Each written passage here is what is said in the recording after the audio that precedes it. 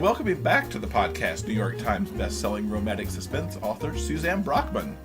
Suze was last on the show alongside her husband Ed Gaffney and son Jason T. Gaffney in episodes 89 and 90, where they talked about the California comedy series that they work on together. This time out, we've asked Suze back to talk more about her career and her longtime goal to make sure her son can see himself in her books. Welcome back, Suze. Thank you. I'm happy to be here. So, do you want to go down memory lane before we start off and show off our Suzanne Brockmann collection? Yeah, I was just thinking that anyone who has been reading romance for any period of time most likely has at least one Suzanne Brockmann book somewhere on their shelf. When was your first book published? It came out in 1993. There you go. Yeah, You've been doing this a long long time. I thought we would take a quick look back, a little walk down memory lane. These are some of the books of yours that we have here on our shelves. The first one is, of course, All Through the Night. We'll be talking about Robin and Jules in a few minutes. Okay. This came out 10 years ago. Oh my gosh. Yeah. It's the 10th anniversary of All Through the Night. Amazing book, everyone. We're going to be talking about this a little more in depth in a few minutes. Also, we have Infamous, a more recent cowboy book. Look at those forearms. Woohoo! That's a great cover. I have nothing to do with it, but thank you.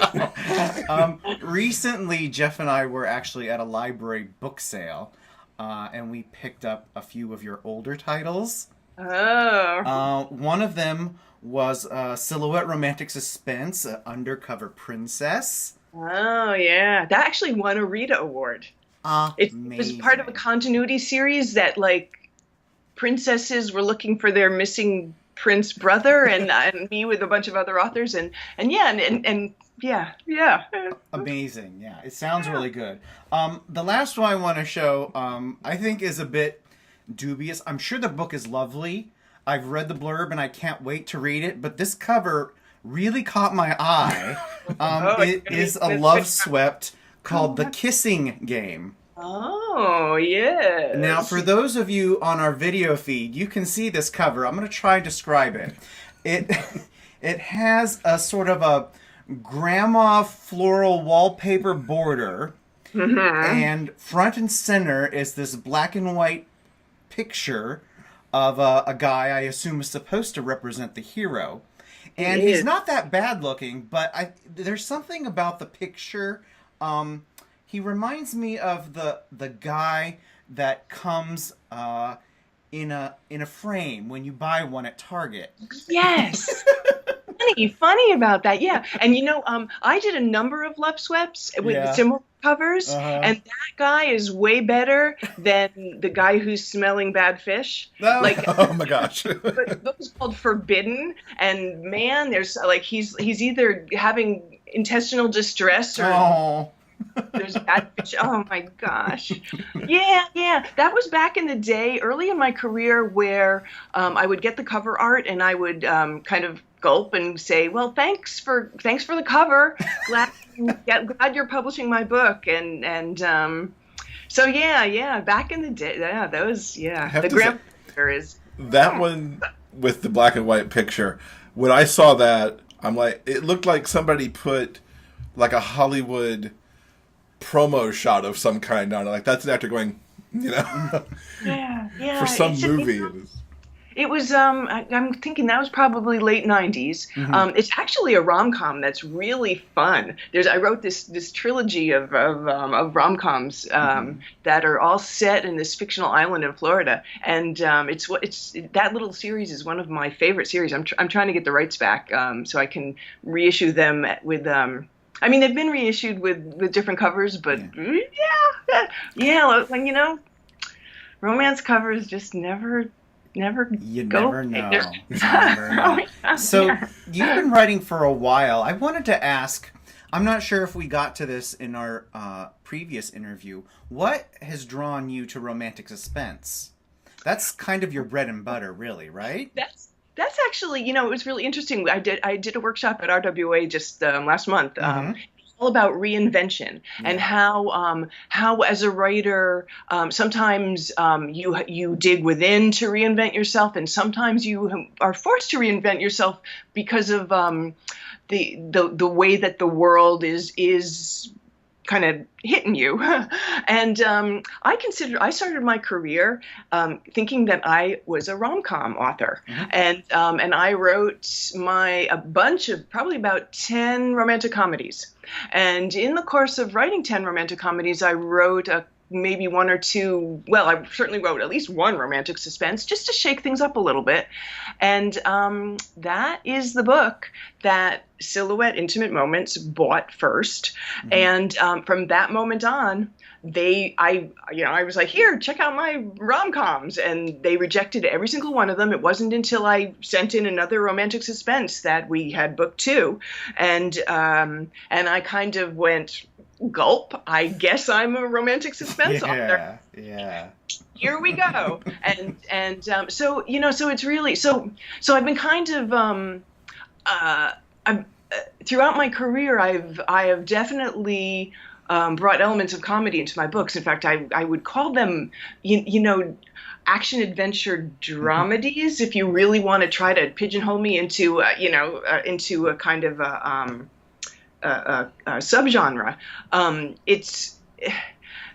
I really like group dynamics, and so I tend to write books about groups of people who have to solve a conflict together and how they go about that. And there's a lot of interpersonal actions and working with other people. And how do you do that? How do you get along with somebody to solve a problem if you don't quite like them, or if you like them too much, or So a lot of my books really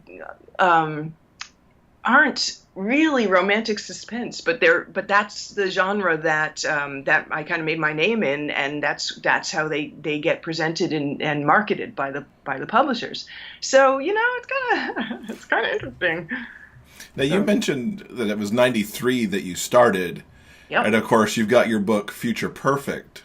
And it was back then you were told that you actually couldn't have even a minor secondary character who was gay. That's right. That's right. I wrote the book, and it was set in a small town in Western Mass. My original title for the book is Bed and Breakfast, and it's about this young woman who runs a bed and breakfast, and she's a member of the community, and her best friend is the sister of the town sheriff, and the town sheriff happens to be a gay man, and he's got a partner, and he plays a small but pivotal role in this story. He's an on-page character, and he's funny, he's witty, he's charming, he's all the things that he needs to be for the book. And in my initial revision phone call after the book was bought, it was the first book. It was bought by Meteor Publishing. Meteor Publishing. What is wrong with that name? Well, my book was the last book they ever published. They'd done hundreds of category romances before I sold to them, but Harlequin Silhouette kind of crushed them and bought them out, and they stopped publishing. But yeah, my first book was their last book, which was hey, publishing 101, right? But that initial phone call was just it was so weird, because here I was, okay, so what is it? It's probably 92, so I'm 32 years old. I'm this young woman. My son is 7. He's clearly gay, because I see him, and I'm thinking, why I can't have a gay character in a romance novel, and her response was that they would get angry letters, and I thought, that's not okay. I mean, it's not okay to not have characters to not write the book I want to write with the characters I want to write, but at that point I was really very powerless. I went along with it. I bit my tongue and I changed the character. it stayed with me. The idea that my son is growing up in a world where his presence isn't welcome as a secondary character in a funny little romance novel, like we got to do something about that. And I kind of approached my career from that point on as pushing the edge of the envelope and seeing, so that publisher doesn't want gay characters. I'm just going to keep having them show up, and I'm going to wait to be told to take them out, and there's going to come a point where I'm going to say no. Where I'm going to say that my line is, you know what, I'll find another publisher who wants to publish my books and is willing to have them as I'm writing them with my realistic, diverse, and lovely world. And my first book in the Tall, Dark, and Dangerous series, which was Prince Joe, was my first Navy SEAL series that I wrote for Silhouette Intimate Moments. The heroine has a brother who's gay, and he was not an on-page character. So she talks about him with the hero, and she loves him, and she's unconditional in her support of him, and that was okay. He got to stay in the book, and it was like, okay, so now what am I going to do? How am I going to push this a little bit further? So now at least we can mention that we have gay people in our lives that we love. Now, where do we go from here? And so I kind of just, every time I was writing a book, I tried to get a little more, I tried to push a little bit harder, and my mission statement applied to characters of color too. One of the first things that I noticed when I was first starting out writing romance in the early, so 1990 through 92, when I was just like kind of learning what was a romance novel for the 90s, what it was different from the books that my mother was reading in the 70s, and one of the things I noticed that besides the fact that the heroes often had names like Chance and Trey and Rain and can't we have a hero named Joe? Like Joe's a really good name. But I noticed that everybody lived in Whitelandia, where they were straight, they were Christian, and they were white. And I thought, that's not the world I live in. I live in, I'm in the urban Boston area, and there's a lot of different people on my street, and I want to write a book about a guy named Joe and a guy named Hank and a guy named Irving and a guy, and a heroine named Jane, and have the world look like my world. And so I was always pushing to do that. And again, I got a lot of, the sidekick was Asian in a book I wrote for Silhouette. It was, they called it Love with a Proper Stranger. And the FBI hero had a sidekick, and he was Asian. And I got the message from the powers that be that said, well, if you need to change him, because you won't be asked to write a sequel if he's Asian. I mean, they worded it. I mean, I think I'm probably not wording it. I mean, they were a little more careful in their wording. Make him more different. Make him a little bit different so that you can write the sequel. And I was like, nope. And they did not want the sequel. And it was just, so it was really, so this was the 90s, and romance was pretty different back then. But it needed authors to push that envelope, to keep saying no, to say, you know what, I'm going to write a book with African American characters and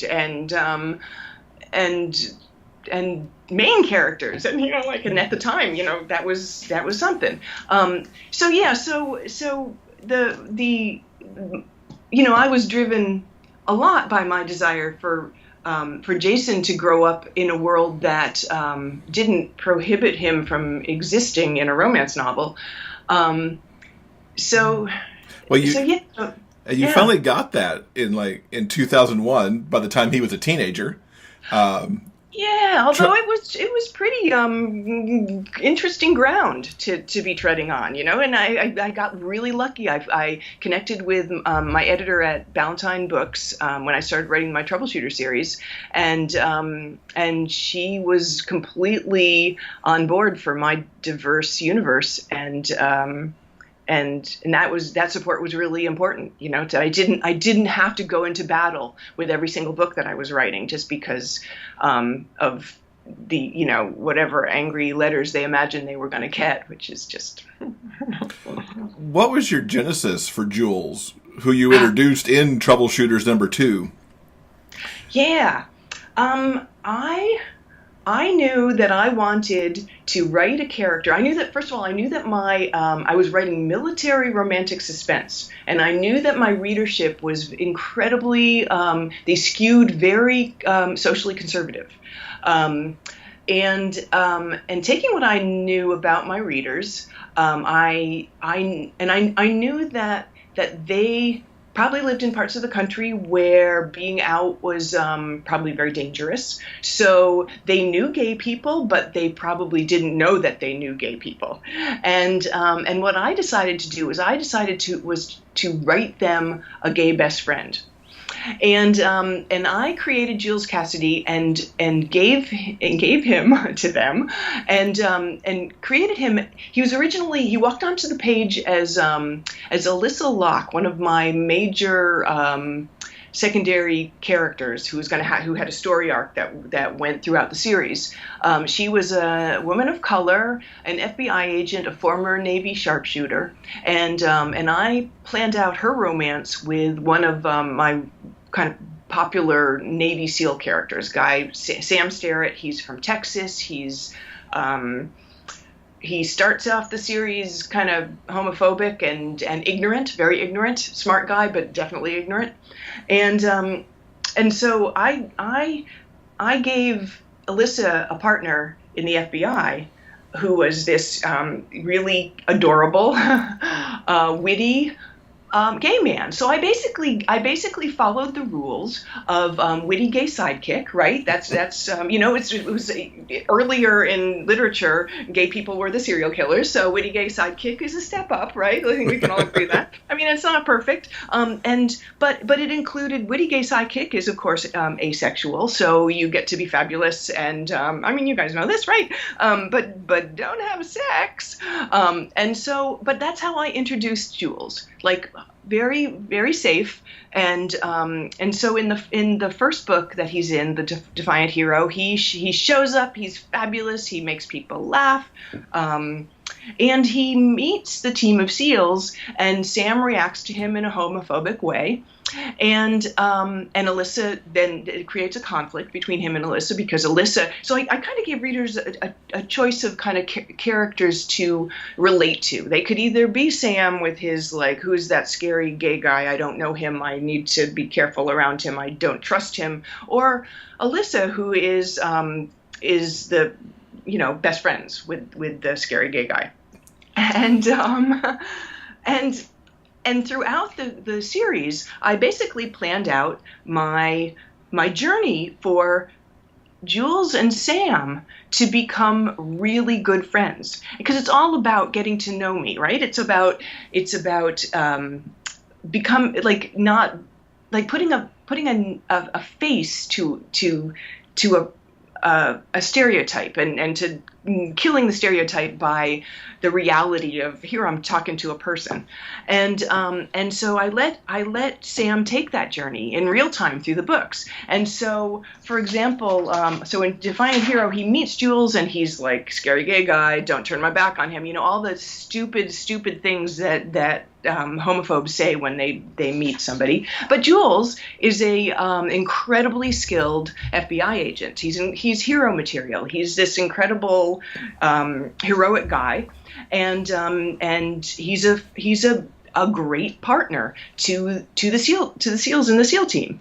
And so throughout the books, the next book, it's Over the Edge. It's a takedown of a hijacked airplane, and Jules is on the scene again with Alyssa, and he and Sam have a moment kind of bonding over their their affection for Alyssa, and their friendship starts to grow. And Sam finds out in that book that Jules has a live-in lover, and he gets to react to that. And it's like, oh, wait a minute. So Jules maybe isn't the asexual sidekick, but it's off page. It's nice and safe for the readers.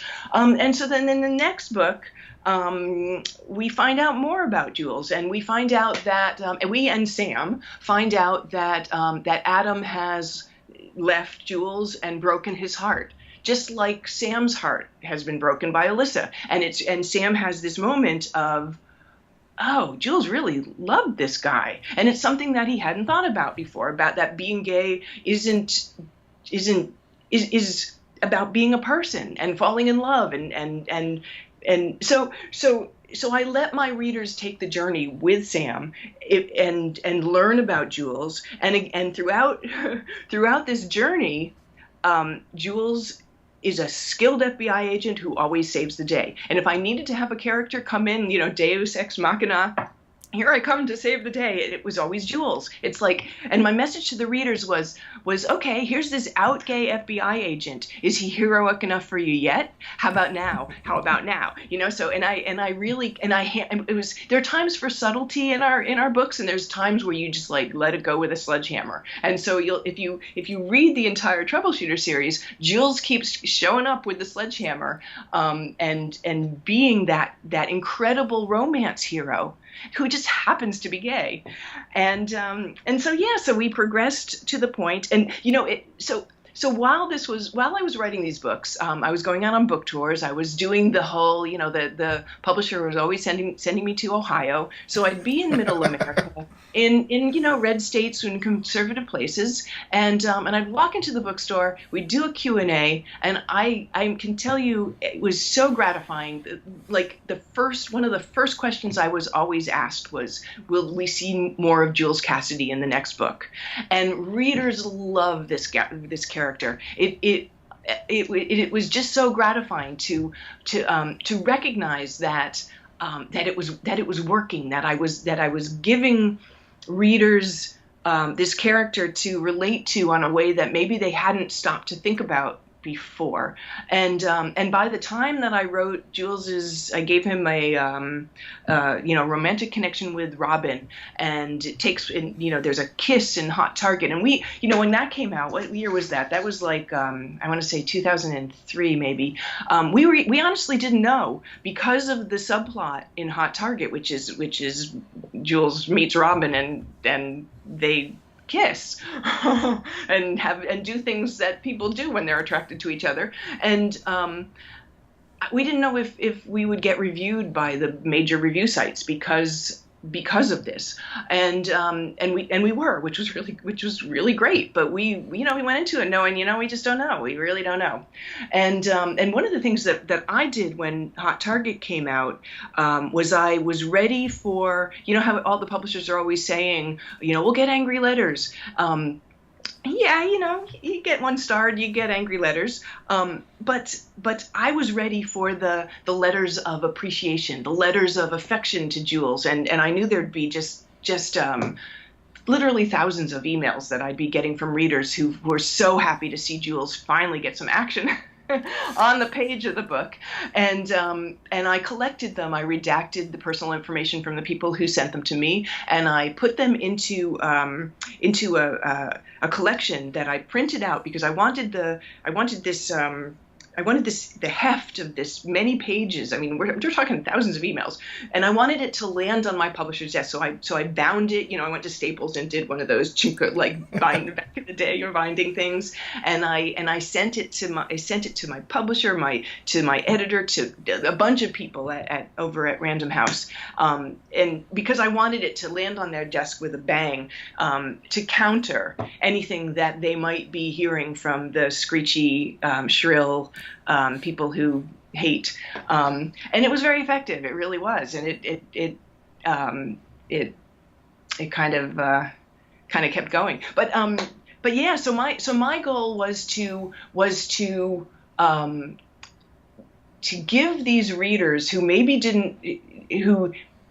were ignorant about what it meant to be gay. I wanted to give them Jules, and I wanted them to think about what was going to happen when Jules won his happily ever after in his book, and shouldn't he have the right to get married just like every other romance hero?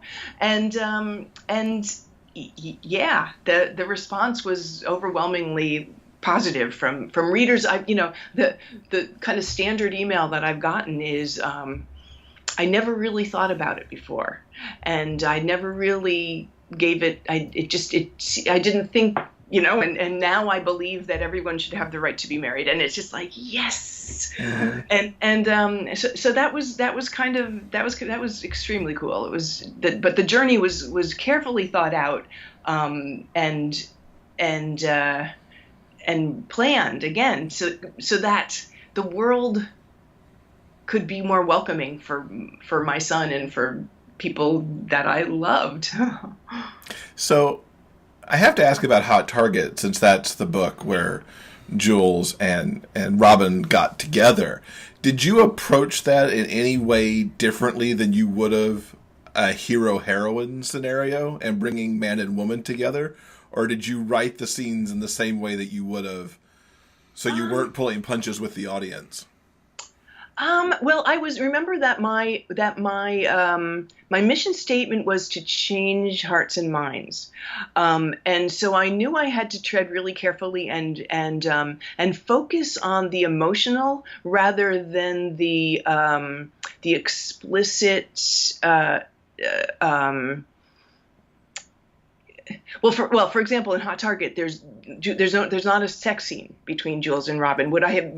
Yes, I guess I did. I guess I did approach it differently, because so much of their story was Robin's realization that he is gay, and he's playing a gay character in a movie. He's exploring what that means as an actor playing a character, and he comes bumping up against his very real feelings for Jules, and I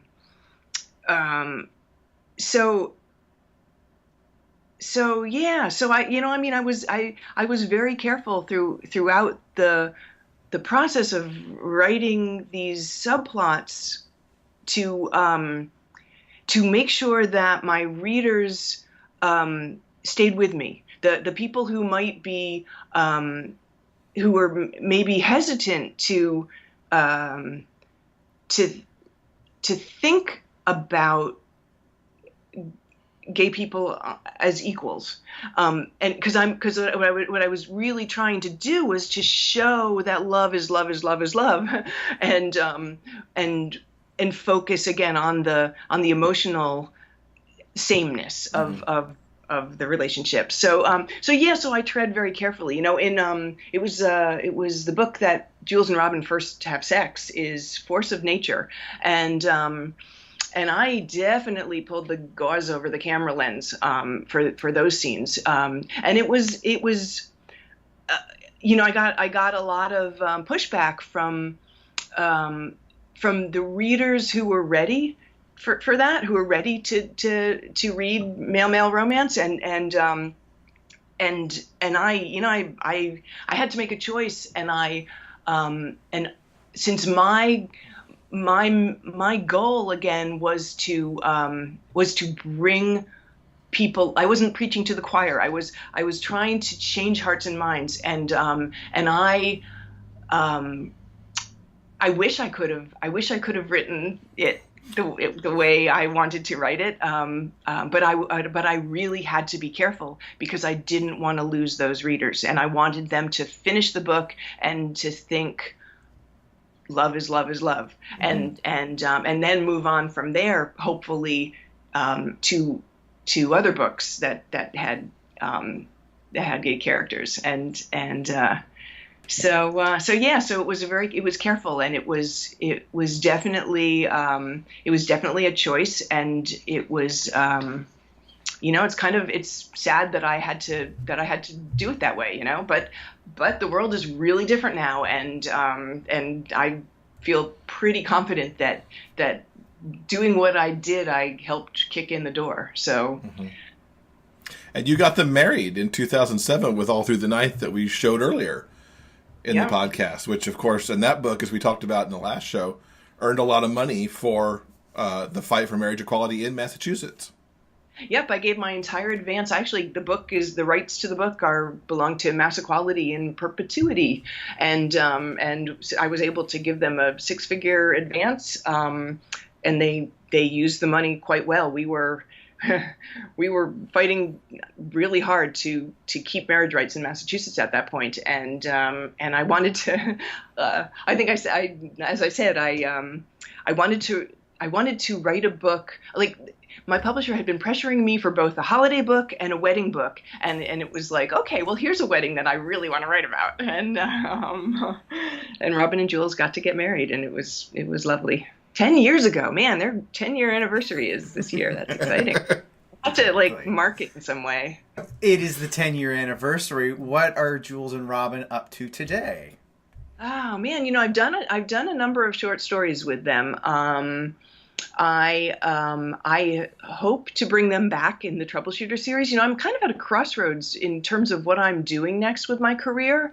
I'm looking hard at indie publishing and kind of going out on my own. And I'd love to write a Jules and Robin mystery series. I think that could be really fun. Like little episodic adventures for them to go on. But I'm definitely not done with them as characters. So you'll definitely see more of them. I promise. And speaking of Troubleshooters 19 came out a couple months ago. Yeah, in July. Yep. Yeah. So tell us what's going on in Some Kind of Hero. And there it is right there. Well, this is it's a Navy SEAL hero, and my heroine is a romance novelist, which was really fun to write. I got to kind of explore what it means to be a writer in a way that I haven't before, And yeah, it's a story about family, about the families that we are born into and the families that we make by the people we keep around us, and yeah, it's one of these romps. It's an action adventure dramedy that I think is I feel it's one of the best things I've ever written. So it's been quite well received, and I'm happy about that. Nice. And we should mention, too, kind of going back to Future Perfect that we were talking about, you're going to re-release that and actually put it back together like you'd originally envisioned that sheriff. I am. I just got the rights. The rights just reverted to this book. I'm going to be putting out a reissue, and my town sheriff is going to be the town sheriff that I wrote in that original book. I'm not going to change a lot because again, I just kind of closeted him in my when I made the change. I was a little bit. I was certainly miffed about having to de-gay him, and I was like, well, okay, everyone will know. But I am going to make him his true self again, and that's really exciting. So that'll probably come out in a couple months. I'll probably have that ready to go. But yeah, I'm psyched about that. Nice. It only took 25 years to pull him back out of the closet. Thank God the world is different. Oh, please let the world keep being different. So, with Ed and Jason doing gay romantic comedies together, have you considered, you mentioned Jules and Robin perhaps having a mystery series as an idea. Do you see more gay romantic fiction in your future? Oh, absolutely. I have there's a story that I want to write. It's category romance-ish, but it's romantic suspense at the same time. I've got it pretty much all plotted out. The heroes, one is a police detective and the other is a bounty hunter, and there's a serial killer on the loose in WeHo, and he targets guys who look an awful lot like the bounty hunter.